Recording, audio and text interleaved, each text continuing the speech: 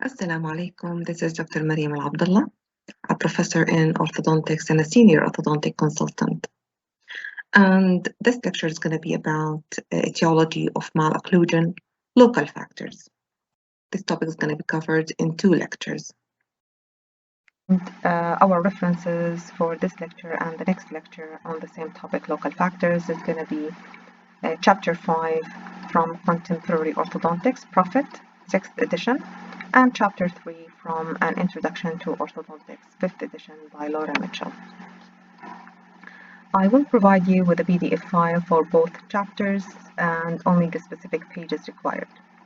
Now, the thing about references, sometimes they include not only the local factors and the features of malocclusions that is associated with them, but they also include the management, the treatment. Well, for the sake of our lectures on local factors, we just want to focus on the describing of the etiology of the malocclusion, features of the malocclusion, but not the management. The management will be covered elsewhere within the curriculum. Okay? Right, so our aims in this lecture is to reinforce the fact that the etiology of malocclusion is actually multifactorial, and we need to know what local factors mean, and we need to describe the role of local factors in the etiology of malocclusion. So malocclusion is a developmental condition, and it's not a pathological process. It is a moderate distortions of normal development that leads to certain features of malocclusion. Very, very rare that we have a single specific cause for malocclusion. And that could be like a genetic syndromes, a fracture of the jaw, so a very specific cause. But more often, most of the malocclusions are resulting from complex interaction among multiple factors that might influence growth and development of teeth, associated structures, and this will lead to malocclusion. Now, if we have the whole population presented in this circle, and this is a study for the US population, and this is from Prophet, we will find that 35% of the population will have normal occlusion, and 65% will have malocclusion. Out of the 65%, 5% of those, actually we know for sure what the cause is, and the rest, the 60%, we don't know for sure what the cause is. So the etiology of malocclusion is not really something we always know and understand. It is still a developing area, and as I said, it is multifactorial. Now, we need to know what general factors are, and I think that you've already covered that with the skeletal etiological factors and soft tissue factors. So this is usually the general factors. And this lecture and the next lecture, we're going to cover the other part of the etiology of malocclusion, and these are the local factors. Now, general factors usually affect all or a big part of the occlusion. Usually it's inherited, so it is genetically determined, and to avoid general factors leading to malocclusion is usually a bit difficult. So the interceptive preventive procedures for avoiding development of malocclusion resulting from general factors is not that successful. On the other hand, local factors usually affect 1 or 2 adjacent and or opposing teeth, and it could be effectively intercepted and prevented. And it is usually fairly well understood. Now, just to go through the general classification of local factors, usually the problem is in number of teeth, size of teeth, shape of teeth, position, and structure. In terms of number of teeth, we could have extra teeth or structures of teeth, and this is what we call supernumeraries, like this one in the middle between both incisors, and we call this the mesiodens. So the tooth that is distal to all molars, and we call this the distal molar. An extra tooth that is adjacent to the molar teeth, and this is what we call paramolar. Or sometimes we can have structures that that looks like small bundles of dental structures, and these are the odontomes.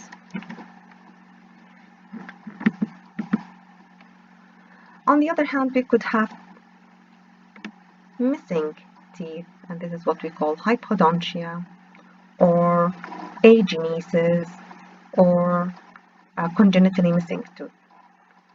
And this could be mild. It can range from very mild, few teeth, moderate to very severe, like the anodontia, where we have no teeth at all, oligodontia, where we have 6 or more missing teeth, or the mild hypodontia, few teeth are missing.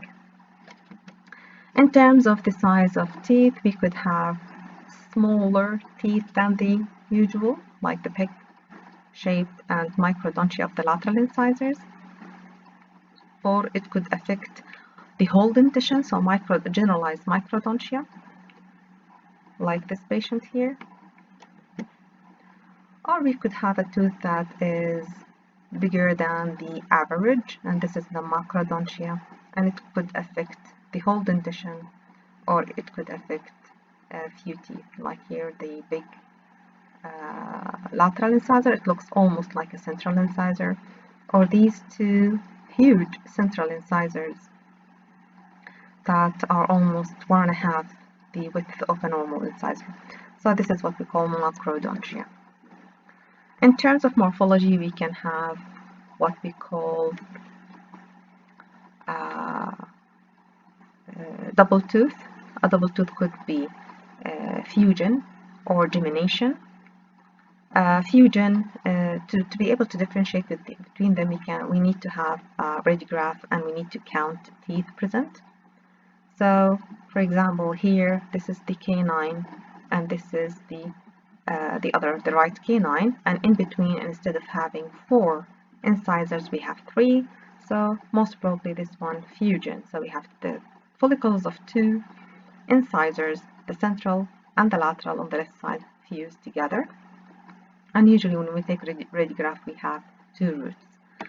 And here, this is the canine on the left, and this is the canine on the right, and this is the lateral, central, central, lateral, and this central here is starting to separate, gemination. And usually when we take radiograph, the tooth that is being affected usually has only a single root. Or we can have fusion at the level of the cementum, and we call this concrescence.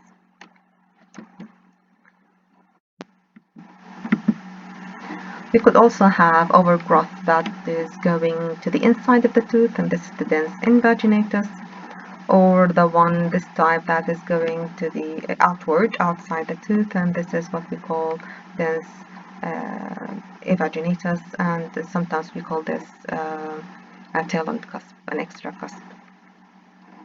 Or we can have a problem with the direction between the root and the crown, and this is what we call dilaceration. Or we could have a big trunk of the tooth, taurodontism, and these are problems related to morphology. In terms of position, we can have a tooth that has failed to erupt to the proper occlusal level, and this is what we call submerging, infra-occluded tooth. Or we could have 2 adjacent teeth that switched in places, like here we have the 6, the 5, 3, 4. So these 2 teeth have switched in places, and we call this transposition. The rest is the C, primary canine, and the primary lateral incisor. So here we have crowded teeth, and these are the second premolar, the canine, and the first premolar. So this is what we call transposition. We could have severe displacement, where a tooth is usually excluded from the arch, and if we count teeth, we will find that we have the first molar, 5, 4, 3, 2. So this is the lateral incisor, central, lateral, and then we have the premolar. We don't actually have the canine, and with a proper radiograph, we will find that the canine is not only impacted, but it is severely displaced, and it is crossing the midline, and we call this transosseous migration. Other problems are the impaction. As you can see here, this patient is suffering multiple impacted teeth, and this is a problem in position. Amelogenesis imperfecta, dentinogenesis imperfecta are examples of problems with the structures of teeth. So, according to these classifications, we're going to start with the variation in tooth number, and we're going to start with the supernumerary, that is extra tooth. If we have missing tooth, that's hypodontia, or still part of the variation in tooth number is the premature loss of deciduous teeth, or the retained deciduous teeth, which is the opposite, a tooth that was kept in the dental arch for longer than needed. Starting with problems with number of teeth, sometimes as early as at birth or soon after birth, the child can show dental structures intraorally. At birth, we call this natal tooth, soon after birth, neonatal tooth, but it is difficult to decide if this is a supernumerary tooth or a real deciduous tooth that has erupted early. And at this age, it is usually, or typically, it's a lower primary incisor, and because it has erupted really early, the root formation is not complete, but if it could be left in place for a few weeks, it will get firmer, and no necessary management is needed. As we said, it's important to go for the local factors and the problems, not the management, but just we need to mention something here is that this tooth is indicated for extraction only if it's interfering with feeding or there is risk of inhalation. The mobility is really severe that we might risk that the child might lose it and inhale it. Only then it is extracted, otherwise we just keep it in place for a few weeks to be firm, and later on we can assess if this was actually supernumerary or part of the original deciduous dentition. Supernumerary teeth are all teeth extra to the normal complement of the dentition, and usually it results from disturbances during the initiation and proliferation stages of dental development. So very early stages of dental development, these disturbances in those stages will result in supernumeraries. The epidemiology of this problem is about 1% of the primary dentition, 2% in the permanent dentition, so it's more common in the permanent dentition. It's more common in males compared to females, and it's more frequently in the anterior region of the maxilla. 80% of supernumerary teeth affect the anterior region of the maxilla. If you experience supernumerary in the primary dentition, then this should be followed most probably by supernumerary in the permanent dentition, because we know that permanent dentition usually develops from the follicle of the deciduous. If we have extra tooth, then we will have in the deciduous dentition, we will have extra tooth in the permanent dentition. Now, according to the position, we can classify these teeth into mesiodense, and it is a tooth that is erupting between the central incisors, mesiodense, paramolar, and that is beside the molars, adjacent to the molars, distal molar, and that is at the end of distal to this normal set of molars, distal molar. According to the morphology, we can classify them into conical shaped, tuberculate, we will come to those two, supplemental, and that is mimicking exactly the shape of a normal permanent tooth, and odontome are the extra tooth structure that could be present within the dental arch. Conical supernumeraries are usually small, pig-shaped tooth with a well-developed root. The most common type of supernumerary is usually conical shaped.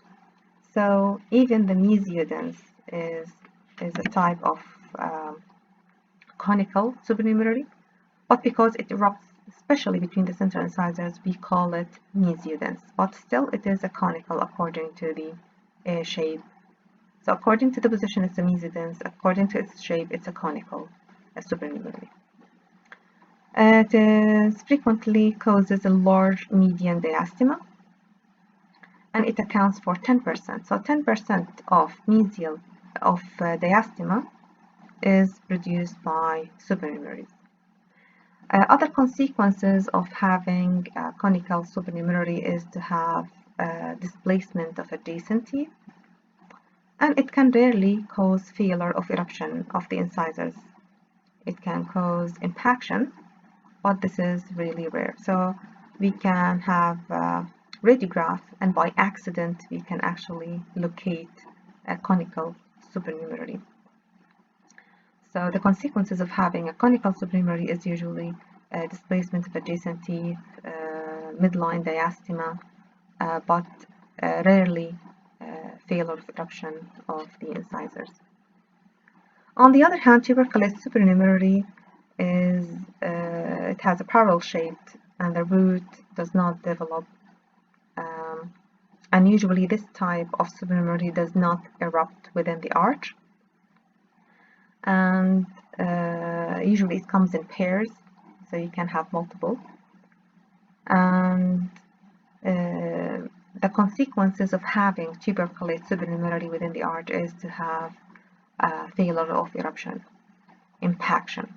So the most common supernumerary associated with failure of eruption is the tuberculate type of supernumerary. Supplemental supernumerary, as we said, is a tooth that has exactly similar anatomy of permanent teeth. So this example here, we have the left canine and the right canine, and in between you can count 5 incisors, 1, 2, 3, 4, 5, and you cannot tell the difference between them. You cannot tell which one is the supernumerary. So this is supplemental supernumerary. Same here, you have the first premolar, the second premolar fully erupted, and then you have an extra premolar that has a proper crown and root, and usually if it erupts it will look exactly like them, and you cannot tell the difference.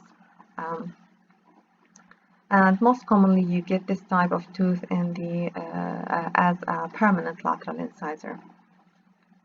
The consequences of having an extra tooth that looks like the permanent tooth is mainly crowding, a severe displacement of adjacent teeth.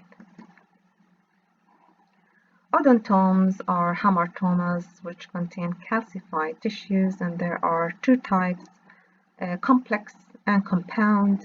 The complex is a disorganized rounded mass of dental tissues, but the compound has a discrete denticles. Each contains dentine, pulp, and enamel. So these are the compound odontomes. It is rarely seen. Usually it is by accident. You take a radiograph to check something, and then you have these small structures, dental structures that are found between teeth by accident. Usually they don't cause problems, but if any, they can cause failure of eruption or displacement of teeth. Now you can actually take a capture image of this table from Orthodontics at a Glance book, and it just summarizes the four different types of supernumeraries: the conical, tuberculate, supplemental, and odontomes, and it talks about the appearance, shape, size, and features.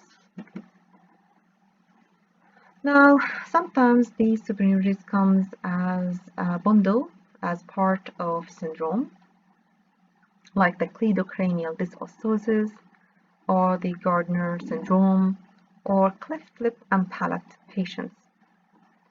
So if it comes with syndromes, usually it's a bit severe, and you can get multiple supernumeraries. So just to sum up, what are the consequences of having supernumerary teeth? We could have midline diastema like the mesodents. We can have crowding, delayed eruption like the tuberculate type, malposition of adjacent teeth, root resorption if it experiences pathological changes, cystic formation, and this is related to any impacted dental tissue. With time, it can develop this type of cyst. And the terminology we use is dentigerous cyst. Now we're gonna come to hypodontia or tooth agenesis. And it is a developmental absence of teeth that results from disturbances during initial stages of formation. And this is the initiation and the proliferation of stages of dental development. It is the most prevalent craniofacial congenital malformation in humans. It is the most common dental anomaly that affects the dentition. And this is an example. So if we take an RPG and you look through a patient that is almost, let's say, 14 years of age, you would see that we have retained ease, both sides, and we don't have any sign of formation of the second premolar. So this is congenitally missing second premolar. And usually it is associated with congenitally missing in the upper, but because the patient had early loss of E, you will see that the space of the premolar was lost by mesial migration of the molar. So you can have the, if you count teeth, you will have the lateral canine, first premolar, and then nothing. Then you can have the first molar, the same on the other side. So this patient is presented with congenitally missing all for second premolars. Hypodontia is a developmental absence of one tooth or more. And we usually exclude the wisdoms because it is the most common tooth to be absent. If deciduous tooth was absent, then most probably the permanent successor is absent. As I said, because the permanent successor comes and develops from the follicle of the deciduous tooth. If a deciduous tooth is absent, then you will have no permanent successor. If 6 or more teeth are absent, we call this oligodontia. If all teeth were absent, we call this anodontia. Less than 6, we call it mild to moderate hypodontia. Depends on the number of teeth. The prevalence of hypodontia in any population, it ranges between 0.1 to 0.9% for the primary dentition, but it is more common in the permanent dentition, 3.5 to 6.5% of the population. Females are more affected than males with this dental anomaly. Most commonly, as we said, third molars, and this is why in most of the hypodontia studies, the studies that look for the epidemiology of missing tooth, we actually exclude third molars because it's really common. So 25 to 35% of the population, they don't have the third molar. And this is followed by the mandibular second premolar, then the maxillary lateral incisor, then the maxillary second premolar, and then the mandibular incisors. And this is general arrangement of the, which is more common in terms of being absent in different populations.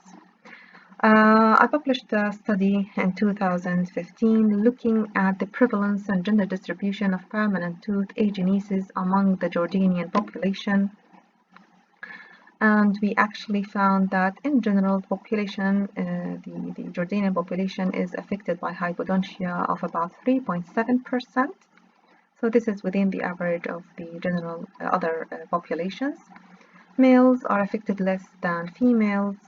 The most commonly missing tooth was for the Jordanian population was a little bit different. It was mainly the upper lateral incisors, but this was followed by the mandibular second premolar, then the upper second premolar, and then the lower incisors. So which one comes first, which is more common in the Jordanian population, is a little bit different, but it is closely following almost the same pattern as the other general populations. Why do we have sometimes congenitally missing tooth? Well, it could be genetic, like a familial hypodontia. It could be localized disturbance of dental lamina, like patients with a clifting. It could be systematic disturbance of development tooth germ, like patients with ectodermal dysplasia. Now, the associated syndromes that comes with hypodontia is the ectodermal dysplasia, Down syndrome, also cleft lip and palate. You'll be surprised to find patient with a cleft lip and palate that has congenitally missing, for example, lateral incisor on the side of clifting, and at the same time we have supernumerary. It is not that uncommon. So if we have a congenitally missing tooth, so what?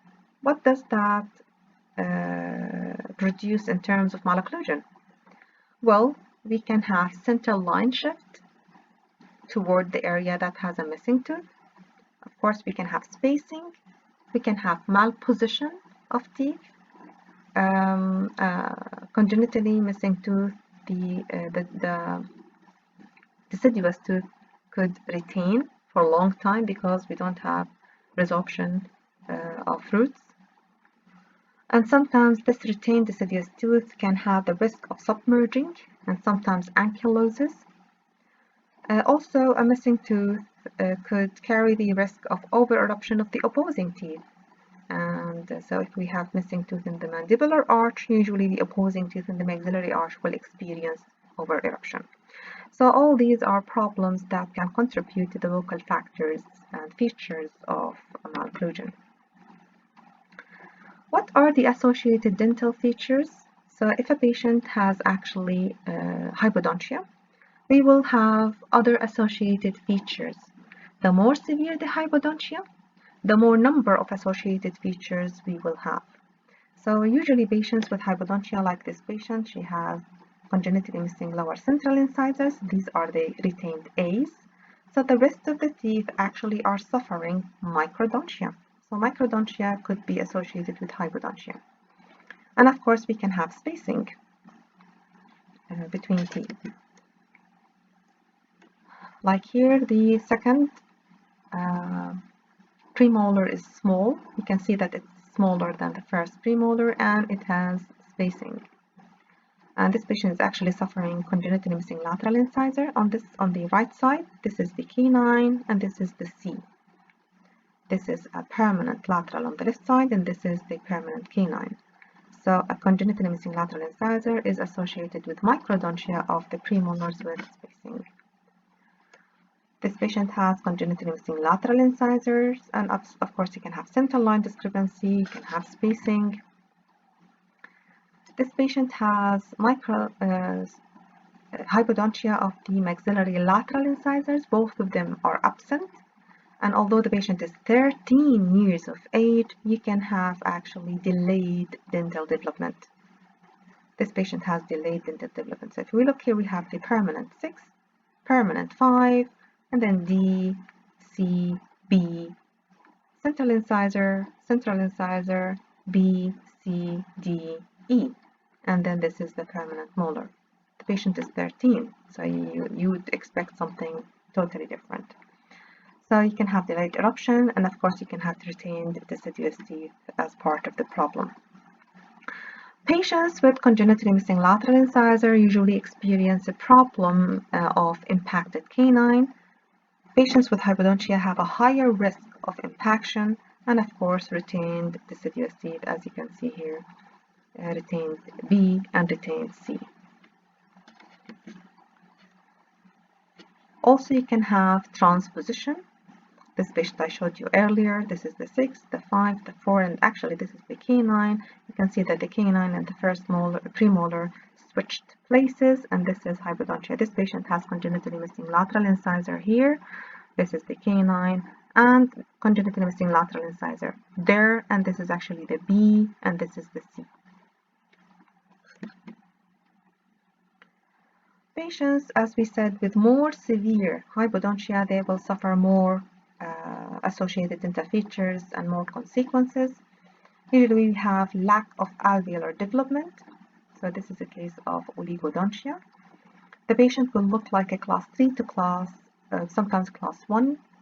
The freeway space usually increase, and the patient will have the old look. The face will look as if this person is an old person, although this is a lady, 18 years old lady. But because of hypodontia, increased freeway space, the lack of development of the alveolar bone, you will find that the patient will have this overclosure look and the old look of the face. So these are the features of associated with hypodontia. Just to be more specific with the missing upper lateral incisors, because this is more the most common type of hypodontia in the Jordanian population, excluding third molars. It affects 2% of the Caucasians, and it is more common in females. It can come unilateral, it could be bilateral. And if it's unilateral, then the other lateral incisor usually comes small, conical, big-shaped, and as we said, this type of hypodontia is associated with a higher risk of palatal ectopic of upper canine and impaction. It can be associated, of course, with spacing, center line discrepancy, depends on which tooth, is it bilateral or unilateral. So this is an example of center line discrepancy when you have a congenitally missing unilateral lateral incisor. Right, so let's go to premature loss of deciduous teeth, and the most common cause of an early loss of deciduous tooth is caries. What happens is that the adjacent teeth will start to drift and tilt, and the degree to which these consequences happen depends on the site of loss, the degree of crowding, and the age of the patient, and the intercuspation between the upper and the lower arch.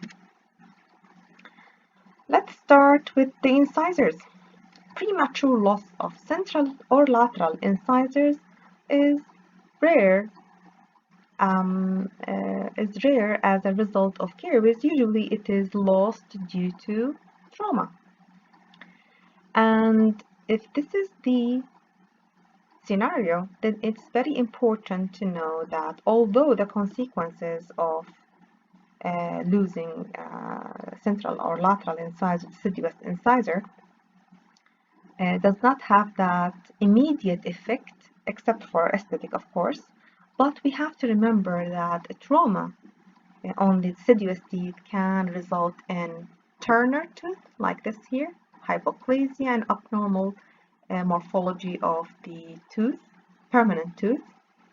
It could be related to dilaceration of the erupting and developing a permanent incisor, and this could result in severe displacement or even impaction, failure of eruption.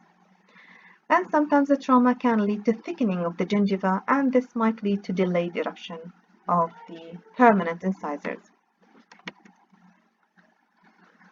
If we have if we have an early loss of deciduous canine, then the most common consequences is center line discrepancy.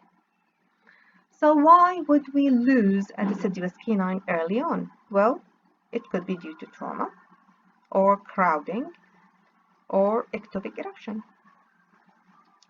of the adjacent teeth, that is the lateral incisor, and it can cause resorption and early loss of that tooth. Maybe caries, yes, it is a possibility. And it mainly happens in the lower arch. And as we said, the most important consequences of losing a deciduous canine early is midline shift, which is difficult to treat.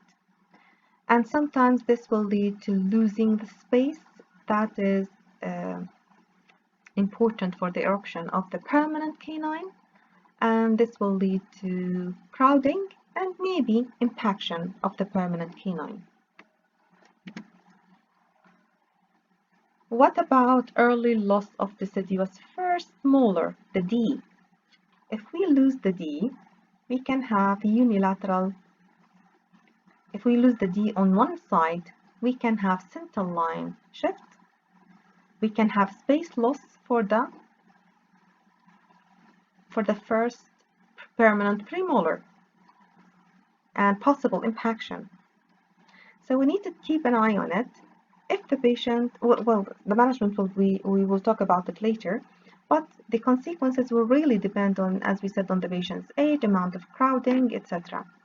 So if we lose a D early, this can lead to center line shift, it can lead to crowding, possible impaction of the first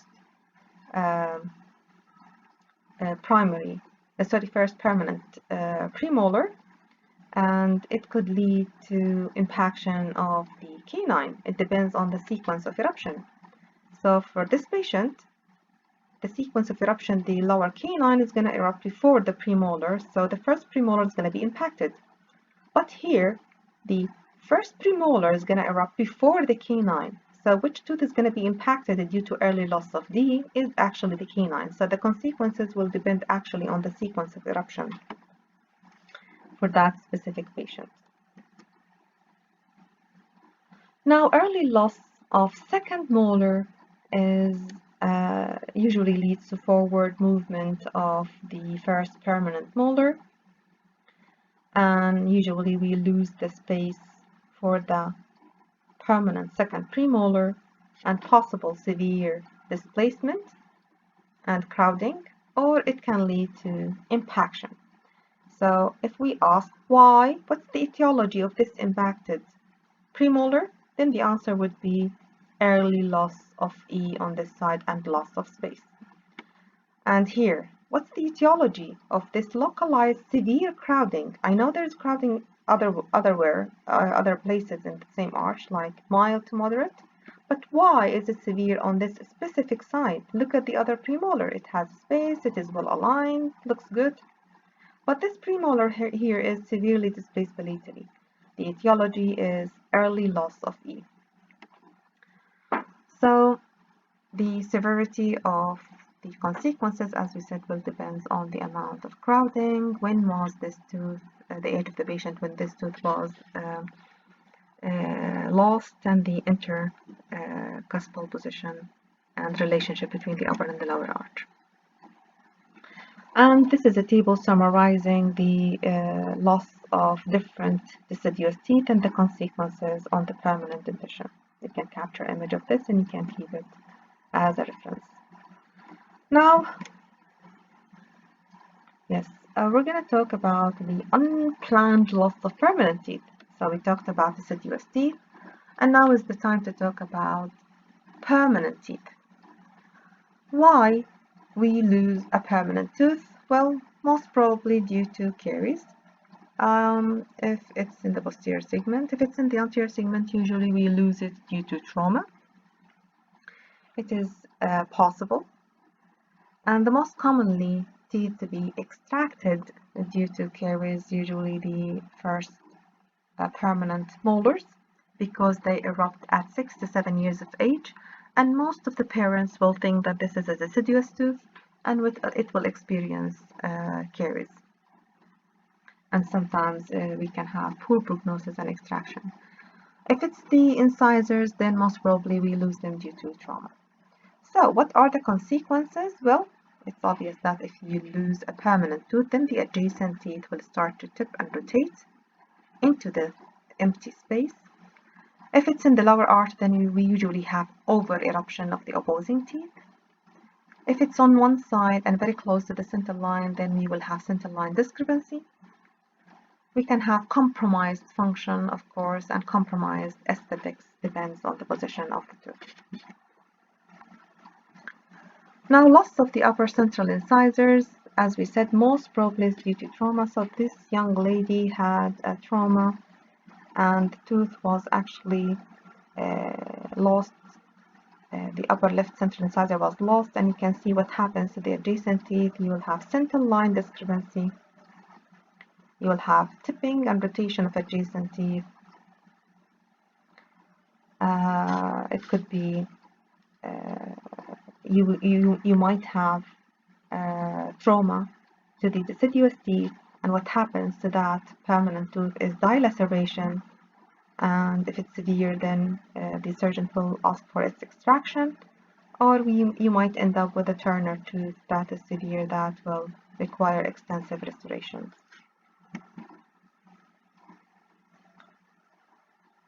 The central incisor is the most permanent tooth that is susceptible to trauma, and usually also children with an overjet of more than 9 millimeter that are usually 9 to 10 years of age, they suffer twice the risk of trauma than other children. And as we said, the consequences will be central line discrepancy and rotation and tipping of adjacency.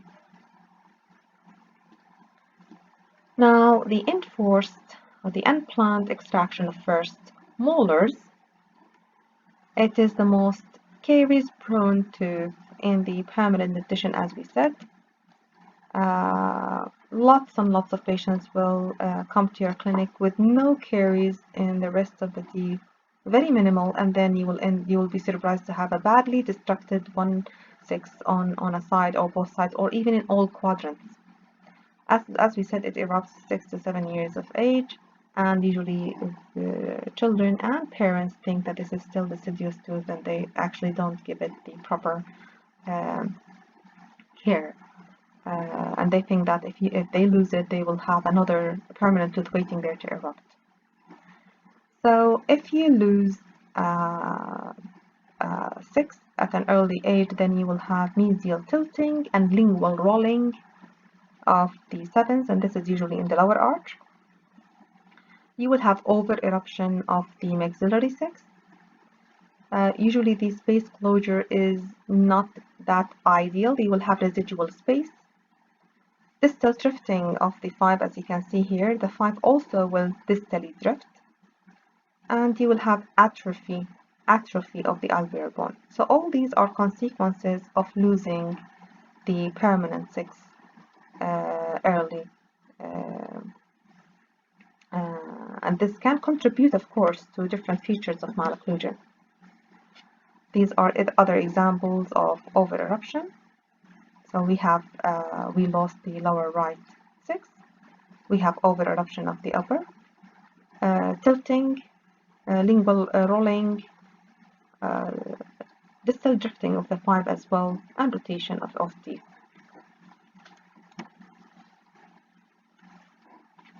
Late extraction of the upper 6, this is in the maxillary arch. Usually we will have adverse effect the same, but it is less critical in the maxillary arch than in the mandibular arch. The lower 6s will rarely over erupt. We will have rolling and tipping, etc., but it's less severe than the lower arch.